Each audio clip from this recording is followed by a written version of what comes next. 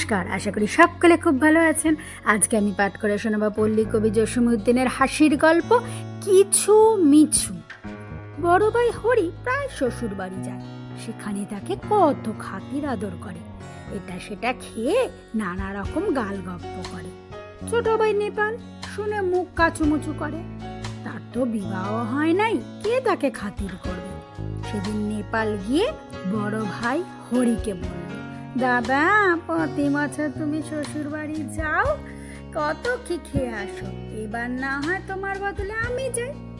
বড় ভাই বলল, আচ্ছা, আমি এবার যাব না, তুই আমার শ্বশুর বাড়ি থেকে বেরিয়ে আসিস। শুনে ছোট ভাই তো ভারী খুশি। যাওয়ার সময় মা বলে দিল, দেখ, তুই তো তোর দাদার শ্বশুর বাড়ি যাবি, সেখানে বৌমা আছে, খালি হাতে কেমন করে যাবি? এই 5টা টাকা নাও, কিছু একটা কিছু মিছু কিনে নিস। মা মনে করেছিল ছেলের বাজার হতে কোনো কিছু কিনে নিয়ে সেখানে যাবে, সন্দেশ, রসগোল্লা বা অন্য কিছু। কিন্তু নেপাল ভাবলো, কিছু মিছু না জেনে কি নতুন জিনিস বাজার হতে কিনে নিতে হবে। সে বাজারে গিয়ে দোকানে যায়, এই দোকানে যায়, সে দোকানে যায়।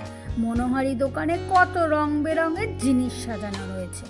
সে গিয়ে দোকানদারকে জিজ্ঞাসা করে, তোমার কাছে কি কিছু কিছু মিছু আছে নাকি?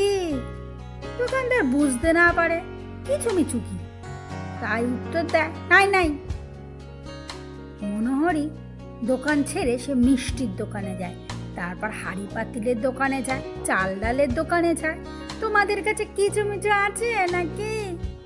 তোমরা আমাকে 5 টাকার কিছু মিছু দাও তো। এমন বকা তো কোথাও দেখি নাই। কিছু মিছু আবার দোকানে বিক্রি হয় নাকি? তাদের কেউ গায়ে ধুলো ছিটিয়ে দিল, কেউ মাথায় কেরোসিন তেল মালিশ করে দিল, আবার কেউ তাকে ঘাট ধাক্কা দিয়ে তাড়িয়ে দিল। মনের দুঃখে সে খালি হাতেই ভাইয়ের শ্বশুর বাড়ি রওনা হলো।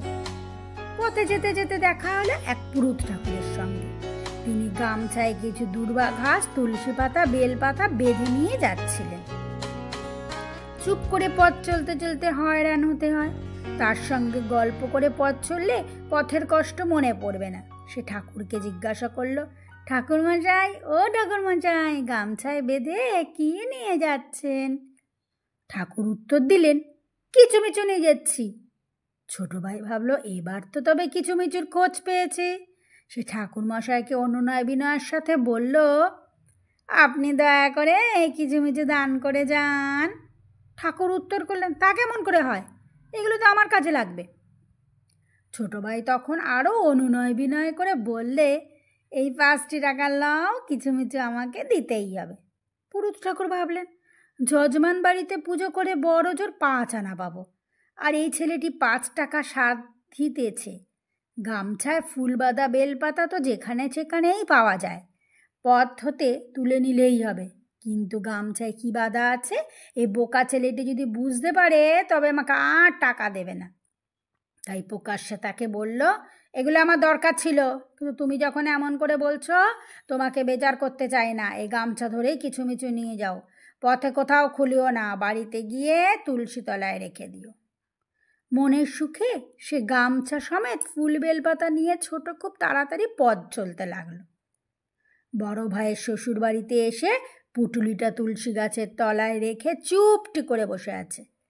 তার ভাইয়ের বউ এ কাজে সে কাজ এদিক ওদিক এসে দেখলো দেব তুলসী তলায় বসে আছে। ও কি, তুমি এখানে বসে আছো কেন? বাড়িতে সকলে কেমন আছে? মা এসে জিজ্ঞাসা করলে, এই যে পুত্রাজ, তোমার দাদার আসার কথা ছিল, তা সে আসলো না কেন? ছোট ভাই দাদাকে অনুরোধ বিনোরোধ করে যে এখানে এসেছে, সেটা তার কুটুম বাড়িতে বলা যায় না। সে কোনো উত্তর না দিয়ে তুলসীর তলায় সেই পুটুলিটা রেখে দিল। পুটলি খুলে দেখে যে সাধ্যের জিনিসপত্র, দেখে হাই হাই করে উঠল। তারা ভাবলে তাদের জামাই মারা গেছে, তাই তো ফুল বেলপাতা, শাঁখা সিঁদুর নিয়ে এই খবর ভাইয়ের বাড়িতে দিতে এসেছে, শ্বশুর বাড়িতে। মায়ের কান্না দেখে মেয়েও আছাড়ি পেছাড়ি কাঁদতে লাগলো। তারপর পাড়া প্রতিবেশী, আত্মীয় স্বজন সবাই মিলে কান্না জুড়ে দিল। কেউ তলাইয়া দেখলো না কি হয়েছে। ছোট ভাই এসেছিল দাদার শ্বশুর বাড়ি এটা ওটা খেতে, সে খাওয়ায় কপালে ছাই। সকলে মিলে কান্না জুড়েছে। অনেকক্ষণ বসে থেকে সে বাড়ি ফিরে আসলো।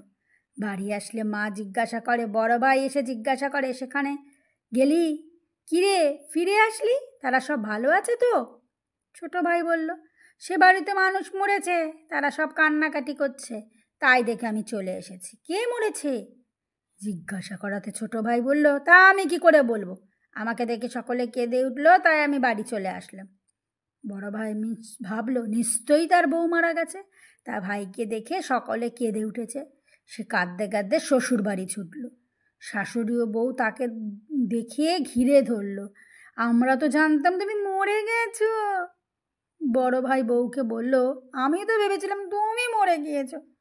তখন সকলেই বোকা ভাইয়ের কাণ্ড দেখে অবাক হয়ে গেল। নমস্কার, আমার গল্প পাঠ এখানেই শেষ হলো।